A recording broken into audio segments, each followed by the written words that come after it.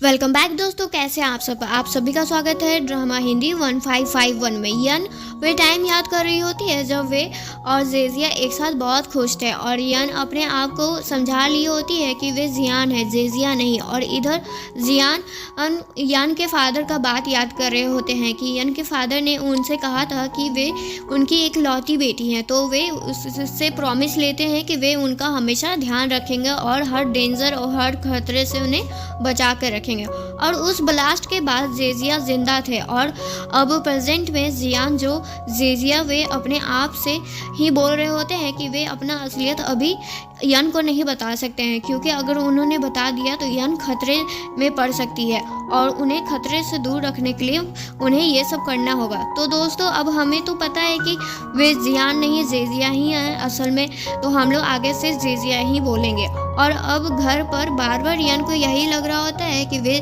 जियान नहीं, उसके सामने जेजिया ही रहते हैं। फिर यन जेजिया के पास आकर कहती है कि तुम्हारे भाई को भी इसी तरह से कॉफ़ी बनाना बहुत पसंद था।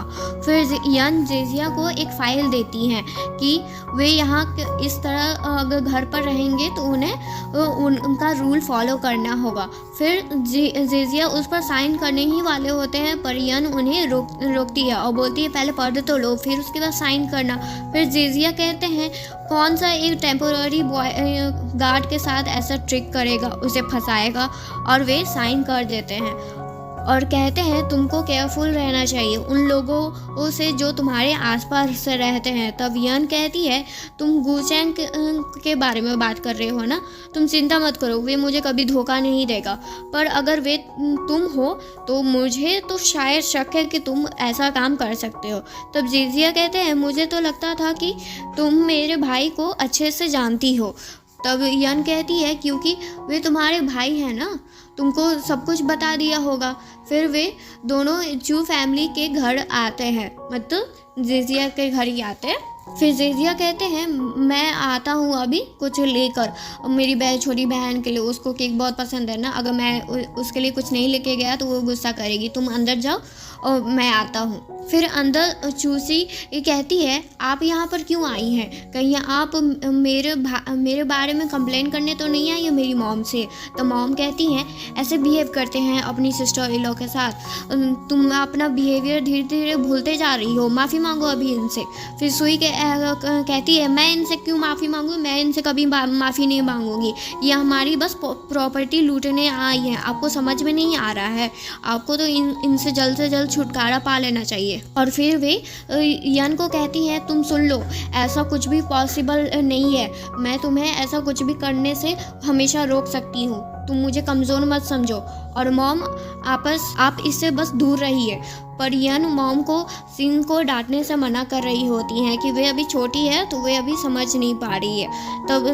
तभी वहाँ पर जेजिया भी आ जाते हैं और सिन को डांटते हैं कि ऐसे बिहेव नहीं करते हैं अपने सिस्टर इन लोगों के साथ। फिर यन मॉम से कहती है कि मैं यहाँ पर 2 वीक से नहीं थी, तो आप कंपनी का टेंशन मत लीजिए, मैं उसे अच्छे से संभाल लूँगी।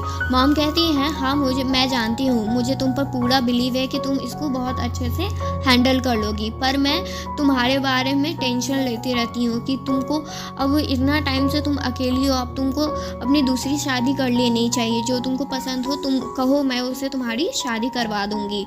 तो उसी समय जेजिया कहते हैं मॉम आप कैसी बात कर रही हैं, पूरे गुस्से में कहते हैं यन बहुत अच्छे से कंपनी को संभाल रही है, अगर उसको किसी की ज़रूरत है तो मैं उसका साथ दूंगा ना। तो मॉम कहती हैं तो इसका ये मतलब है तो नहीं है कि वे हमेशा रिलेशनशिप में अब कभी रह नहीं सकती है, उसको रिलेशनशिप उसको भी तो ज़रूरत है, तो वे भी आ सकती है रिलेशनशिप में, और तुम अब यहाँ पर आ चुके हो तो कंपनी का अच्छे से रिस्पॉन्सिबिलिटी निभाओ। फिर यन जेजिया के रूम में जाती है और जेजिया अपने रूम को देखकर और बहुत सोचते हैं कि जैसे पहले था वैसे ही अभी तक है, क्या बात है। और जेजिया कहते हैं तुम यहाँ पर क्या करने आई हो। तब यन कहती है जेजिया को हमेशा क्लीन पसंद था, हमेशा उसको साफ़ सफाई पसंद था, तो मैं ये देखने आई हूँ कि कुछ चीज़ गंदी तो नहीं है, तो मैं उसे साफ़ कर दूँगी। और वे इस जेजिया को इमेजिन भी कर रही होती है कि वे वहीं पर उसी के साथ है।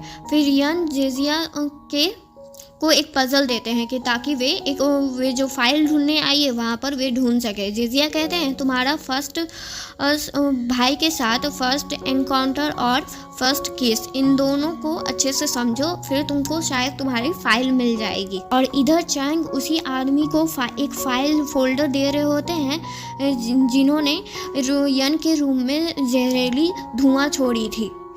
थैंक यू दोस्तों, ये एपिसोड यहाँ तक ही एंड होता है। नेक्स्ट पार्ट के लिए आप लोग वेट करें, वे जल्दी ही आ जाएगी। अगर आपको ये वीडियो पसंद आता है तो प्लीज़ इसको लाइक एंड सब्सक्राइब ज़रूर करें और आप कमेंट करके बताएं कि आपको ये वीडियो कैसी लगी। Thank you.